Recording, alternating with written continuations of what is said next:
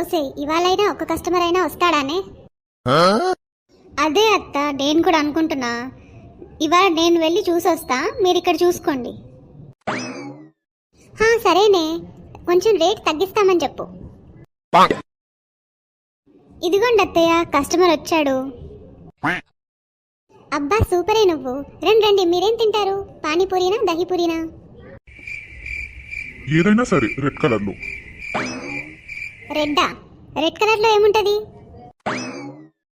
సరేనండి, మీకు red colour లోనే ఇస్తాము, తీసుకోండి. ఇదే పేగులున్నాయా? ఒసే వీడేదో తేడాగా ఉన్నాడే, అవసరమా మనకి? పంపించేయి.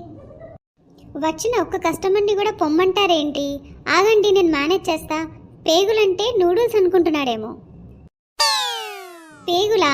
ఉన్నాయి ఉన్నాయి, ఇదిగోండి తీసుకోండి. చాలా బాగుంది. ఒక గ్లాస్ రక్తం ఉందా? ఏంటి, ఒక గ్లాస్ రక్తమా? ఏదో తేడాగా ఉందే. ఏంటత్తయ్య ఏమంటున్నాడు? ఒక గ్లాస్ రక్తం ఏంటి? నాకేం అర్థం కావట్లేదు. మీరేంటిలా బిగుసుకుపోయారు? ఒక్కసారి కిందకి చూడే. అత్తయ్య రండి, పరిగెత్తండి ఫాస్ట్గా, దయ్యం అది చంపేస్తుంది. చంపుతున్నావు కదే నీ దిక్కుమాలిన బిజినెస్ ఐడియాతో. మీరేగా అన్నారు నాకు వచ్చు అని, ఇప్పుడు నన్ను అంటారేంటి? ఇదిగో దయ్యం, ఆ గ్లాస్ రక్తం మా అత్తయ్య దగ్గర ఉంది, వచ్చి తీసుకో.